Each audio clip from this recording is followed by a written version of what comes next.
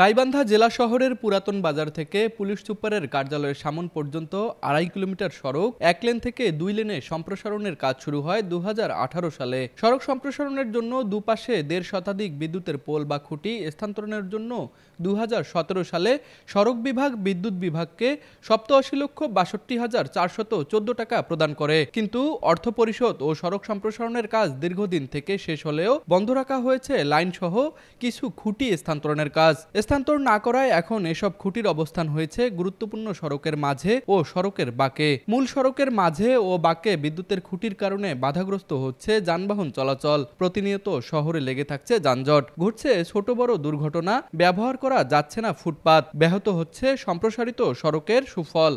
রাস্তার দুই পাশে বিদ্যুতের পোল থাকার কারণে শহরের মধ্যে যানজট দেখা দিচ্ছে। বিভিন্ন সময়ে শহরের মধ্যে রোড অ্যাক্সিডেন্ট গুলো হচ্ছে। আর এটা তো হচ্ছে এই বিদ্যুতের পোল তো রাস্তার মধ্যে থাকার কথা না। যত দ্রুত সম্ভব এই বিদ্যুতের পোলগুলো রাস্তা থেকে উঠে সাইডে স্থাপন করার জন্য। বাংলাদেশ নার্সিং ও মিডওয়াইফারি কাউন্সিল অনুমোদিত এবং রাজশাহী মেডিকেল বিশ্ববিদ্যালয় অধিভুক্ত উত্তরাঞ্চলের স্বনামধন্য nursing college Rangpur community nursing college ৩ বছর মেয়াদী ডিপ্লোমা ইন মিডওয়াইফারি কোর্সে বিশেষ ছাড়ে ভর্তি চলছে।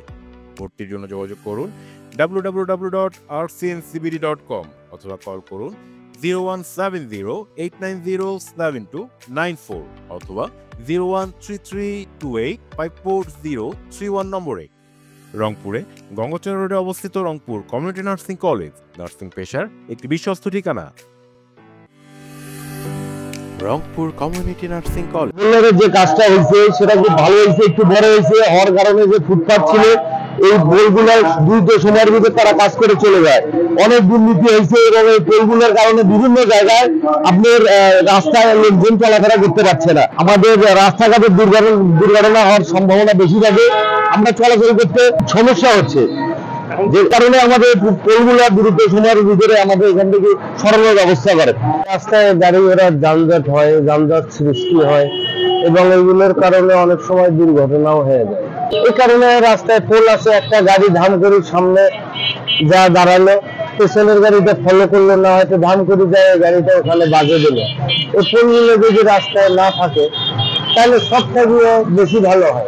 চলাফেরার জন্য আমাদের অনেক সমস্যা হচ্ছে, এটা হাঁটা যাচ্ছে না, রাস্তার পার হয়ে আবার রাস্তায় নামতে হচ্ছে এই ফুটপাতের জন্য, তাহলে আবার সেই সমস্যাটা আমাদের থেকেই যাচ্ছে। দীর্ঘ সময়েও সড়কের মাঝের এসব খুঁটি স্থানান্তর না হওয়ায় জনভোগান্তি সৃষ্টি হয়েছে জানিয়ে বিদ্যুৎ বিভাগকে নিয়মিত তাগাদা দেওয়া হচ্ছে বলে জানান সড়ক ও জনপথ বিভাগের এই শীর্ষ কর্মকর্তা। এটা না সরানো, সঠিক সময়ে না সরানোর কারণে আমাদের যে মূল যে উদ্দেশ্যটা যানবাহন চলাচলের এটা ব্যাহত হচ্ছে এবং এটাতে মাঝে মাঝে সমস্যা প্লাস দুর্ঘটনা, ছোটখাটো দুর্ঘটনার সম্মুখীন হচ্ছে জনগণ। আমি এটা আসার পরে দেখেছি যে এটা প্রায় ২০১৭ সালের এই এস্টিমেট করে এটা টাকাটা আমাদের পক্ষ থেকে তাদেরকে পরিশোধ করা হয়েছিল। তাই এটা অনেক আগেই হয়ে যাওয়ার কথা ছিল। তা আমি আসার পরে দেখলাম যে এই কাজটা হয়নি। তারপর আমি বিষয়টি তাদের দৃষ্টিগোচর করি এবং তাদেরকে এটা নিয়ে পত্র দেওয়া হয় এবং আমরা ডিসি অফিসকেও জানাই, তাদের হেল্প গ্রহণ করি এবং সবার সমন্বয়ে তারা কাজটি শুরু করে। তারা কাজটি করছে বা ধীরগতি সম্পন্ন, এই জন্য আমরা নিয়মিত তাদের তাগাদা দিচ্ছি এবং তাদেরকে আমরা সহযোগিতা করছি পোল বসানোর বিষয়ে। তো তারা কাজটি আশা করি খুব দ্রুত সময়ের মধ্যে শেষ করবে, তাহলে আমাদের যে যানবাহনের যে যানজট বা এগুলো সমাধান হবে দ্রুত। এদিকে জমি সংক্রান্ত জটিলতা ও স্থানীয় বাধায় খুঁটি স্থানান্তরের জন্য কিছুটা জটিলতার কারণে এমন অবস্থার কথা স্বীকার করে সমস্যা সমাধানের চেষ্টা চালাচ্ছে বলে জানান বিদ্যুৎ বিভাগের নির্বাহী প্রকৌশলী। আমাদের এই 4 লেনের কাজে রাস্তার দুই পাশে কিছু পোল রিলোকেশন ধরা ছিল। তো এর মধ্যে আমাদের রাস্তার দক্ষিণ পাশে সবগুলো পোলের কাজ হয়েছে, কিন্তু রাস্তার উত্তর পাশে আমরা কিছু স্থাপনাতে কাজ করতে বাধা পাচ্ছি। পাশাপাশি রেলওয়ের জায়গাতেও কিছু কাজ করতে সমস্যা হচ্ছে।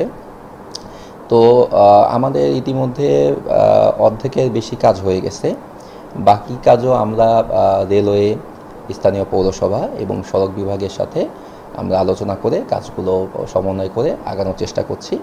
ইনশাল্লাহ আশা করি যেহেতু কাজ চলমান, অতি সত্বর বাকি কাজটা আমরা শেষ করে ফেলতে পারবো।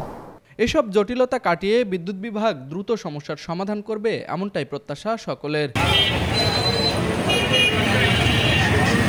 গাইবান্ধা প্রতিনিধি ওমর ফারুক রনির পাঠানো তথ্যচিত্রে তুষার আচার্য, ডেস্ক রিপোর্ট, RCTV।